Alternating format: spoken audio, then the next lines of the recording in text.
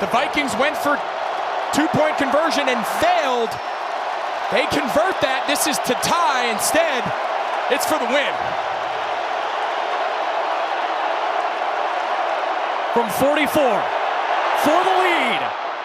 Bates has delivered. Detroit is on top with 15 seconds left.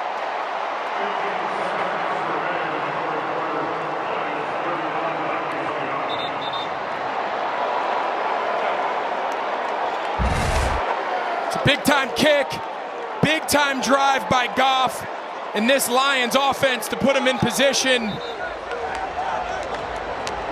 Unbelievable first half of production, little slow in the second half, didn't quite find their rhythm. Montgomery has the big fumble that the Vikings take back for a touchdown, but after all that, the defense gets the stop. Goff puts together the drive, runs the clock down, and barring a miracle with 15 seconds left, the Lions continue to find a way to win.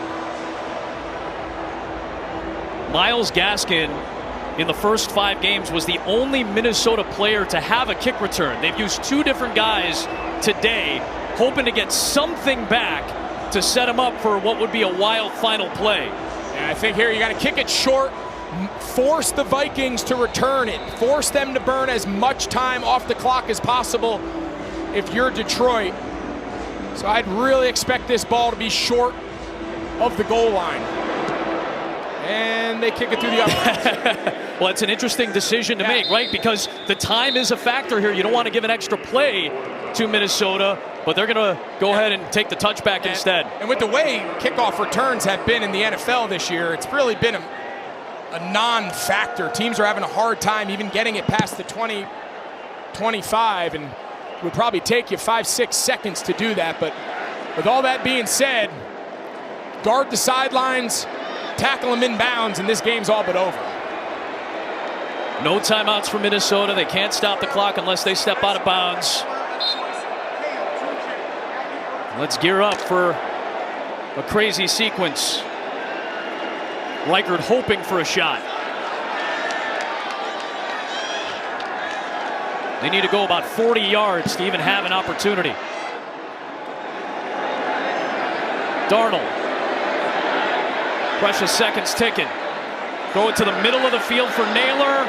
And the clock with 5. They'll try to set it. They'll try to spike it. The clock is at zeros. A flag is thrown from the near side of the field. And if they weren't set, this ball game's over and Detroit's in first. Let's see. Now, they were in a legal formation. So this thing's going to be over because even if they did snap it, there'll be a runoff if there was any remaining time. They had 5 in the backfield. With the clock running, that should end the game.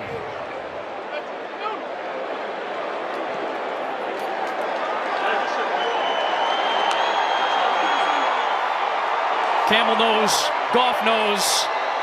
Clay Martin's call will make it official.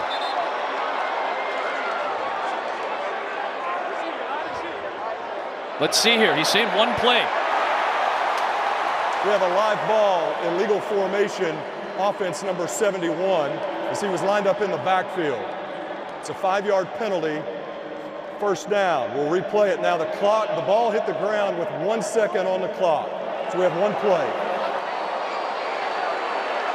Dan Campbell wants an explanation for that right there.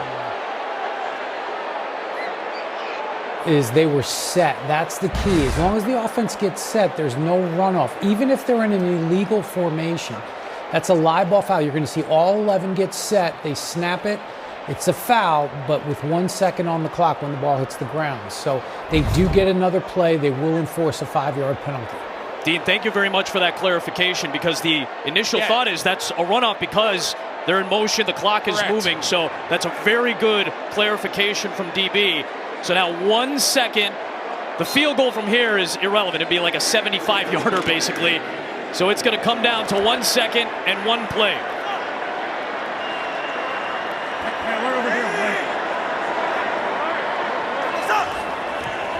Detroit brings an extra body, and they get to Darnold to take over first place.